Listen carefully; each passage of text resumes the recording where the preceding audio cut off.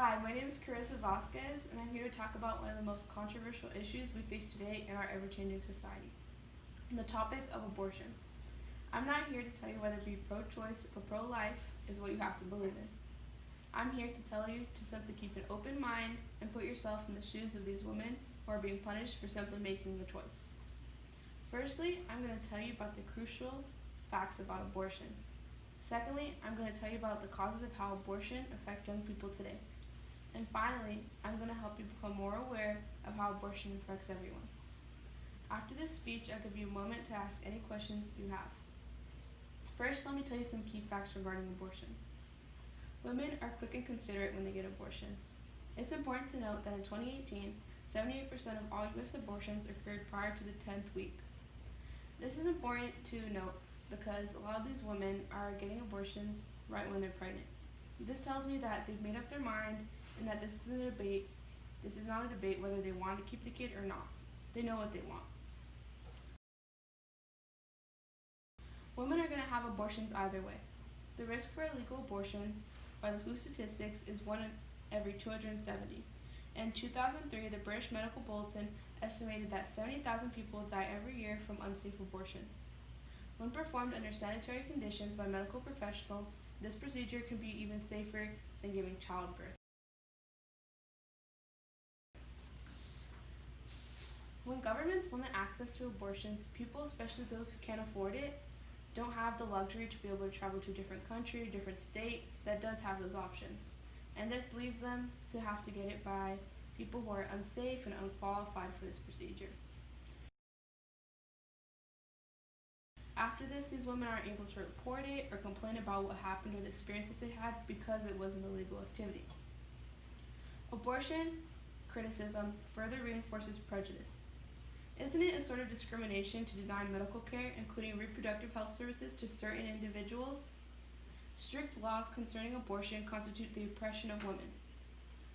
This refers not only to women who are pregnant, but to all women who can get pregnant. You don't get the right to be able to get an abortion. The simple belief that abortion is illegal or immoral leads to other things. The stigmatization of women by medical professionals, relatives, and the judicial system, due to how it's perceived by the media and how they've marketed it to everyone. When pursuing abortion services or post-abortion treatment, some women have even reported being harassed or shamed by healthcare professionals.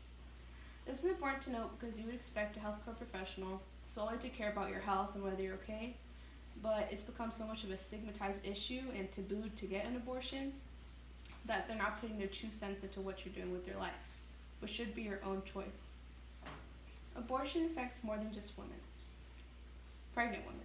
Access to abortion has increased the participation of women in the workforce overwhelmingly because these women don't have to just be domestic and be in the household all the time.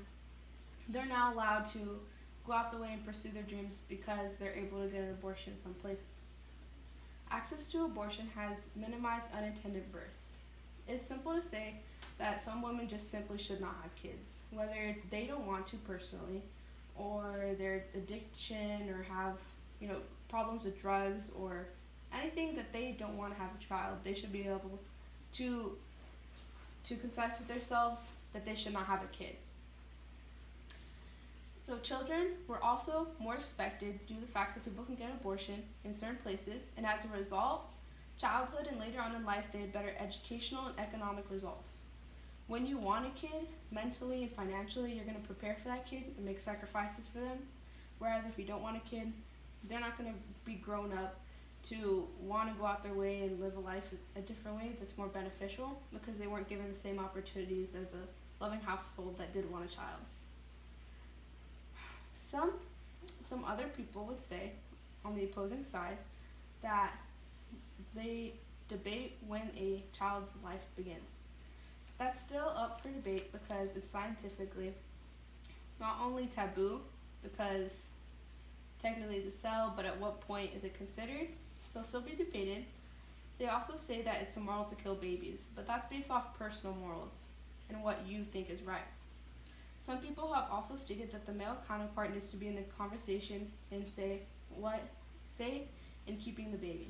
Well, in all reality, it's their body, and what they do with it is what they want. At this point, you can ask any questions you want at this time about my speech today. At what point do you consider abortion unethical?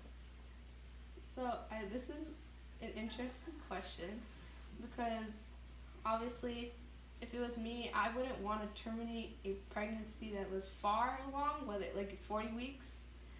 But I feel like if you are going to, there's going to be a legitimate reason, whether it's personal or medical, and that if you do have to, it should be your choice and you should be allowed to. It's your body. And if you don't want a child in that case, then technically it's still in you and it's still your choice what to do with it. Any questions from your side? Do you think it's ethical for someone who, like, say, a young parent who most definitely cannot handle, say, a baby with Down syndrome, to just have an abortion based off that diagnosis? I don't think I would ever do that solely based off a medical condition if I wanted a kid. But if another person wants to, I think that it should be their free choice to be able to, based off, the sole thing that they do have a condition. Okay. Finally, to sum up everything we've talked about today, all women should be given the option to get safe abortions, and it's overall beneficial. Although pro-life side thinks otherwise, it's important to understand both points of views and make a choice for yourself. If you're a woman and you're pregnant, what choice would you want to be allowed to make?